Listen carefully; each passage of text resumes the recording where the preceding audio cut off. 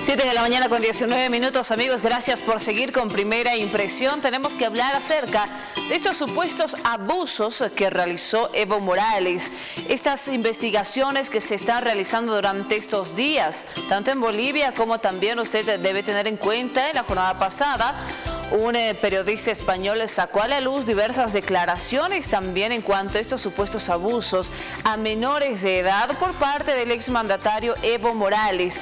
Usted sabe también en el caso que es investigado acá, el padre de la supuesta víctima se encuentra obviamente en uno de los penales acá en Bolivia. Vamos a hablar precisamente con la defensa del padre de esta supuesta víctima para saber la situación de la misma.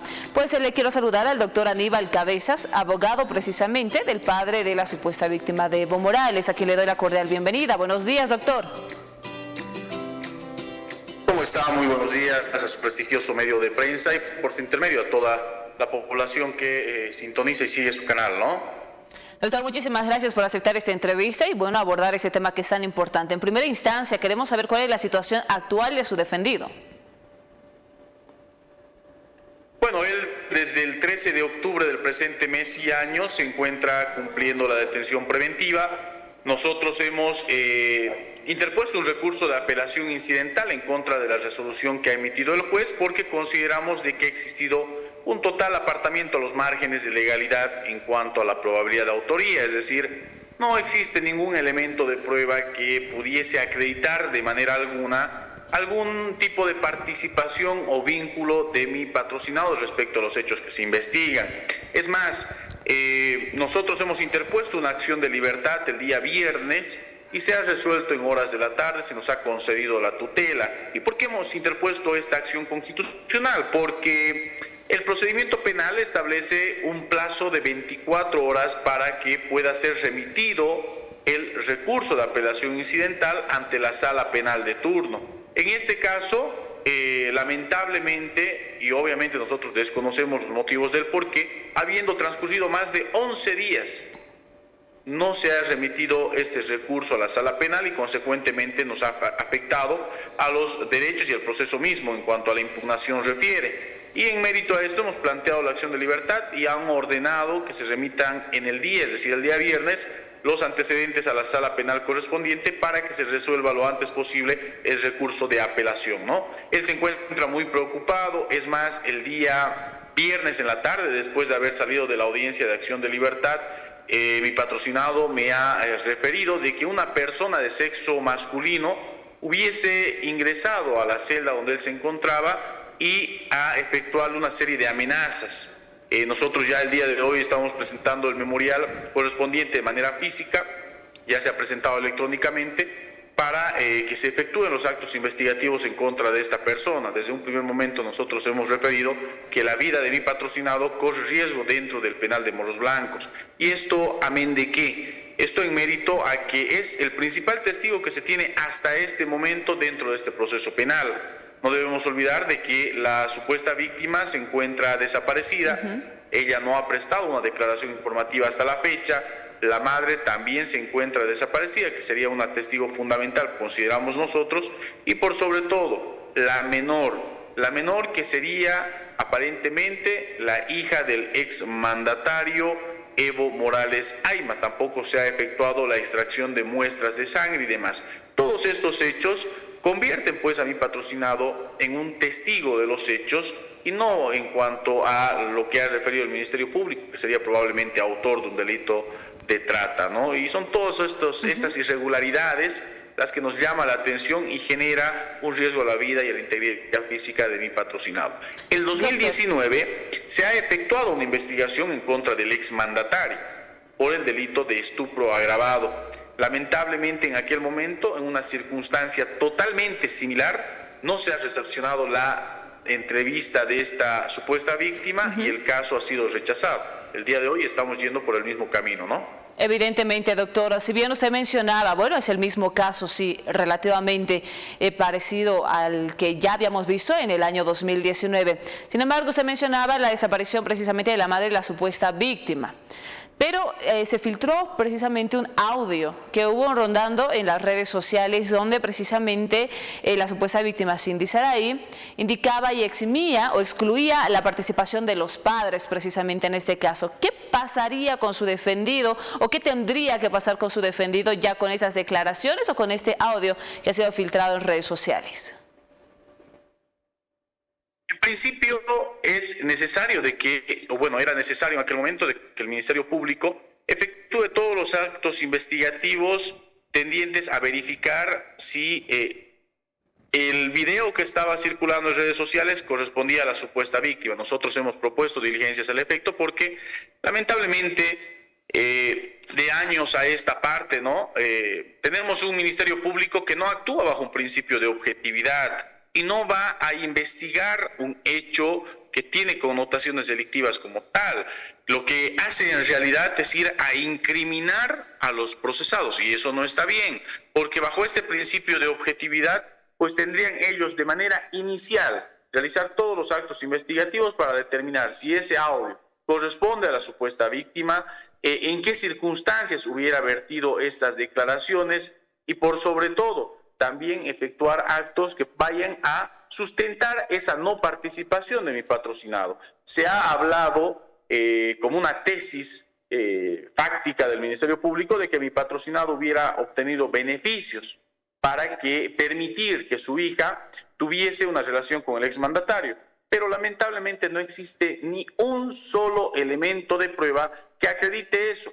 Mi patrocinado sigue viviendo en esa casa totalmente precaria en la ciudad de Yacuiba desde hace más de 10 años atrás. Es más, el 2019 se le ha efectuado a él una entrevista donde se puede percibir la casa y las condiciones donde él vive. Y al día de hoy continuaba viviendo en el mismo lugar y en las mismas circunstancias. Segundo, él no ha ocupado ningún cargo público, él no pertenece a ninguna línea política ni ha hecho campaña política para ningún partido. Obviamente no se ha acreditado ningún tipo de beneficio, pero además de esto hay datos más importantes y que tornan más grosera esa detención preventiva. Entre estos, de que él el año 2003 ha salido de su casa. Desde el 2003 se ha apartado de su casa, el 2008 logra disolver su matrimonio, el 2009 él inicia un proceso por tentativa de homicidio en contra de su ex esposa, ¿no? Donde existe una sentencia condenatoria inclusive. Es decir, no existe ningún vínculo con su familia anterior. Lamentablemente, el Ministerio Público, consideramos nosotros, está errando bastante dentro de esta investigación, o también podría decirse, ¿no?, que acá se está tratando de marear, tratar de divagar la investigación. El principal procesado, que tiene calidad de autor, no está prendido, no está detenido, contra él no pesa ninguna medida cautelar.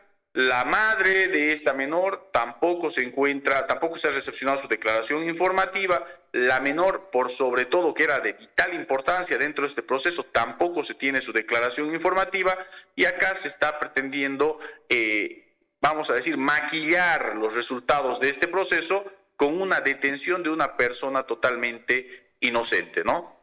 Bien, doctor, la jornada pasada salió un reportaje hecho por un periodista español, nombre Alejandro Entrambasaguas, donde precisamente detalla este caso de Cindy Saray, donde confirma también la no participación y el no beneficio que tiene su defendido, que no ha tenido en ese momento, en el cual obviamente va dentro de las investigaciones, decía que había entregado a Cindy Saray al exmandatario Evo Morales, pero señala la no participación precisamente y ningún cargo de su defendido. ¿De qué manera esta investigación o este reportaje podría ayudar a la investigación de su defendido en esta oportunidad? ¿Beneficia, perjudica? ¿Cómo lo ve usted desde la defensa que usted tiene hacia él?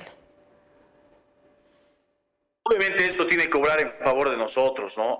Lamentablemente existen jueces que por un motivo de presión social o político, vamos a decir, disponen este tipo de medidas y no ven lo que realmente es. Es más, imagínese usted, en este caso se ha hablado de que mi patrocinado hubiera tenido viajes, entre otros aspectos, y de los informes que cursan, no existe viaje alguno de mi patrocinado porque es una persona de escasos recursos.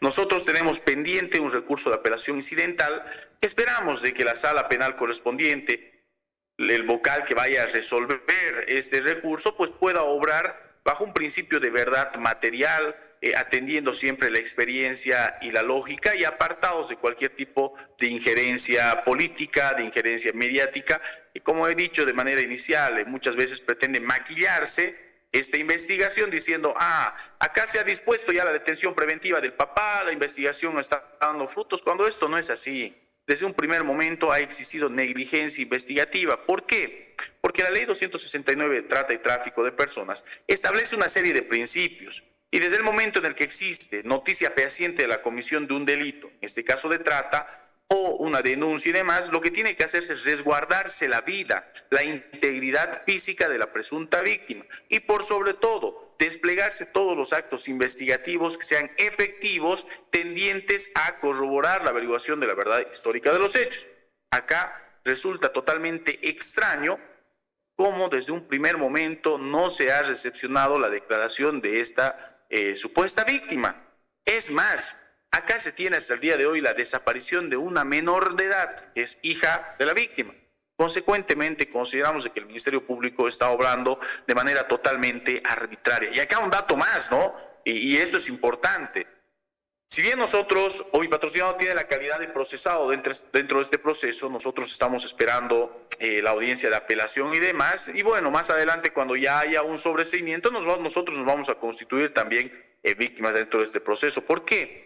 Se inicia un proceso por trata de personas. Y si usted hace un análisis circunstanciado de los hechos, ni siquiera podría alcanzar esto a un posible estupro como se lo ha manejado el año 2009, sino no hay ningún dato o elemento que permita descartar la posibilidad de una violación a niña, niño, adolescente. Para que exista un estupro como tal, tiene que existir seducción, tiene que haber engaño. Acá no existe ningún dato que pueda acreditar estos extremos.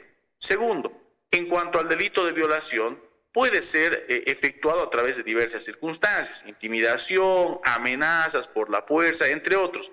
Pero estas circunstancias son excluyentes cuando se tratan de menores de edad. Consecuentemente, esperamos nosotros de que el Ministerio Público obre de manera objetiva y no trate de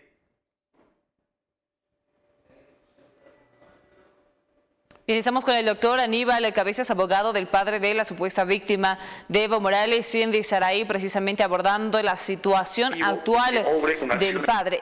Lo tenemos, doctor. Adelante. Usted hablaba acerca de la situación también que se está viviendo por parte del Ministerio Público y aquí le doy una interrogante. ¿El Ministerio Público pretende dilatar este caso y si es así, cuál es el fin?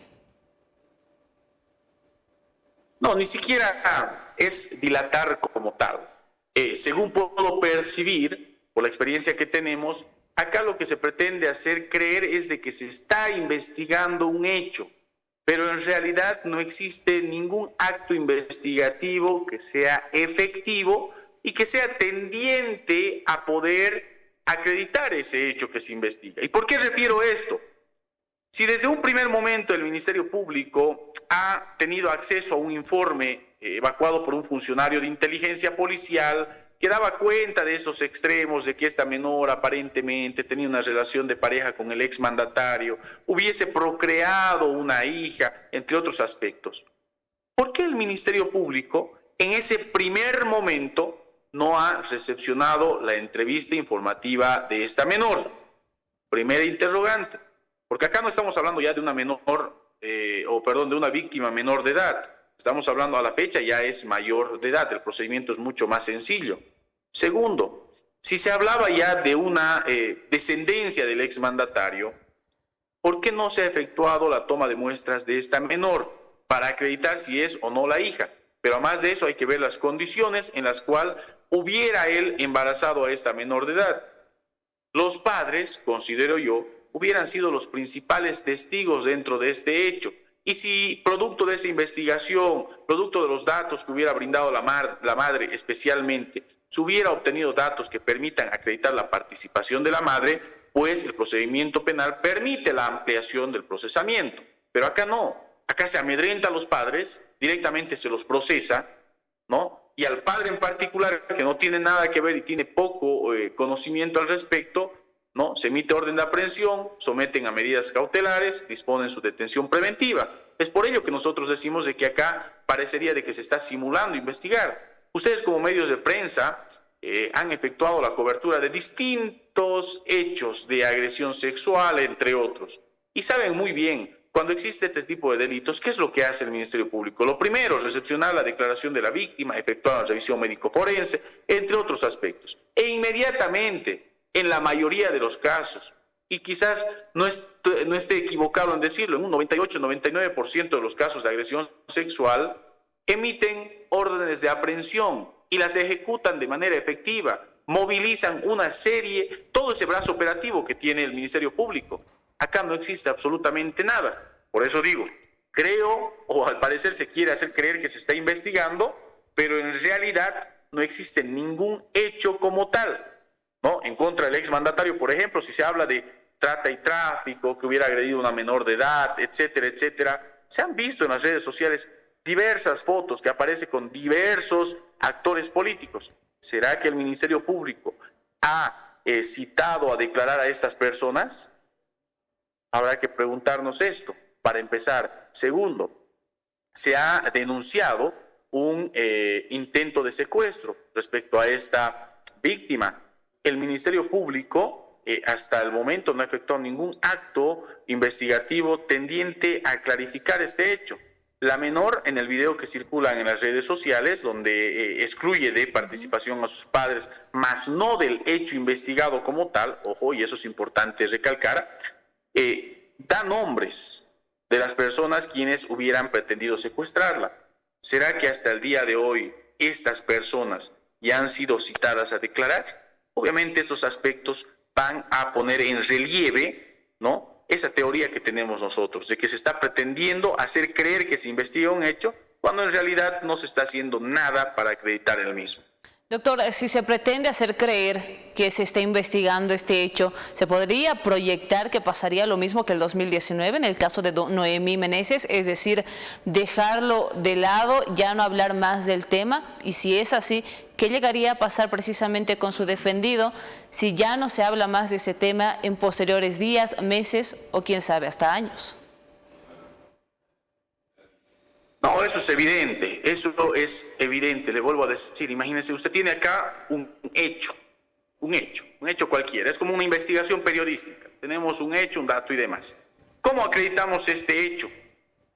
No tenemos la declaración de la víctima, que es la principal actora, la principal testigo. Ella tendrá que narrar si es que ha mantenido esta relación de pareja o no ha mantenido, si los padres sabían, si los padres la inducían, si los padres la presionaban, entre otros aspectos.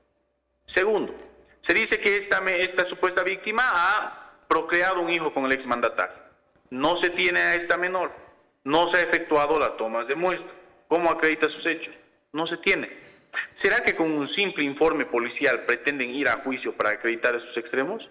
La respuesta es no, es imposible que con un simple informe policial pretendan acreditar estos extremos. Fundamentalmente el de la menor. ¿Cómo podrían acreditar de que evidentemente es el hijo o la hija del exmandatario? No se debe olvidar que a partir de la puesta en vigencia de la Ley 603 y obviamente en consonancia a lo que establecía la Constitución Política del Estado, el registro de un menor de edad a la fecha se lo hace por simple sindicación. ¿Qué significa esto? De que la madre puede ir a la oficina, al oficial, ¿no? En este caso el registro civil, y decir, por ejemplo, tal persona es el padre, y se lo consigna de esa manera. Pero para que exista una sentencia condenatoria por la comisión de un delito específico, pues tendrá que efectuarse una prueba en genética forense. Consideramos de que acá desde el cimiento de la construcción de este hecho, obviamente está totalmente debilitado y se va a caer este caso tal cual se ha caído el 2019, con la única diferencia de que acá se tiene detenido a una persona completamente inocente. Y que si bien podrá pues el Ministerio Público más adelante emitir una resolución de sobreseimiento, porque no existe forma alguna de que emita otro tipo de resolución, una acusación, por ejemplo, para someterlo a un juicio, pero ya tenemos acá una consecuencia. ¿Y cuál es la consecuencia? De que esta persona está ilegalmente privada de su libertad, con la única finalidad, vuelvo a decir, de maquillar toda esa supuesta investigación con un resultado efectivo, pero en realidad no existe. Y lo bueno es que los medios de comunicación, como la población en general, se da cuenta de estos extremos. ¿Cómo es posible que el papá, que nada tenía que ver con el exmandatario, no tenía ningún vínculo, es más, ni siquiera con su hija, a la cual había dejado desde muy pequeña, no vivía con ella, no estaba a su cargo, él no formaba parte de grupos políticos, una persona totalmente humilde, que vivía en una condición totalmente precaria, hoy cumple detención preventiva? Imagínense ustedes.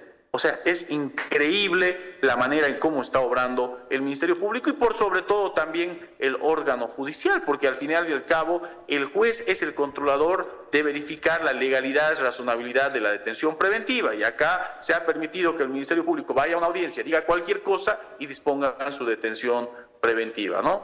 Doctor, por favor, para terminar y agradeciéndole por la gentileza para esta entrevista, ¿no había beneficios? Usted bien lo mencionaba, no había vínculos con el exmandatario, no hay declaraciones informativas por parte tanto de la supuesta víctima como también de la madre.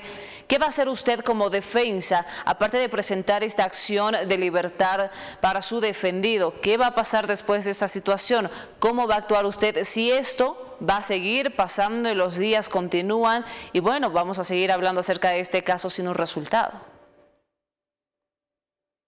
El día viernes se cumplía un plazo de la reserva legal que había dispuesto el juez, es decir, nosotros ya el día de hoy tendríamos que estar vinculados al sistema JL2 del Ministerio Público para poder efectuar la revisión de todos los antecedentes. Es más, nosotros en 20 minutos ya vamos a estar en el Ministerio Público para solicitar las copias correspondientes del cuaderno de investigación, pero estamos seguros de que nos van a salir con cualquier tipo de respuesta evasiva para no permitirnos el acceso al cuaderno de investigación ni la vinculación al sistema, como lo han venido haciendo, porque acá se está investigando por debajo de la mesa. ¿Y por qué pasa esta circunstancia?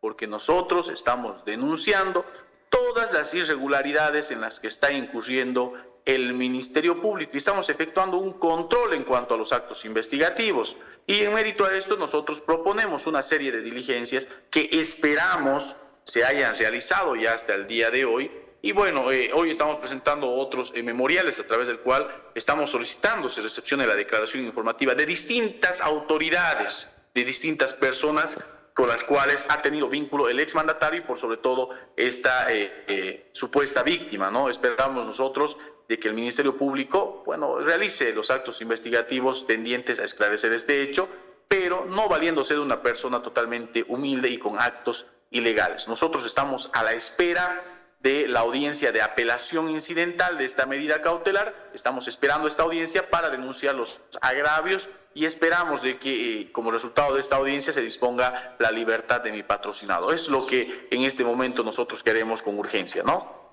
Doctor, muchísimas gracias por estos minutos prestados. Fue un gusto conversar con usted. Que tenga muy buenos días y a todo su equipo y medio de prensa. Buen día.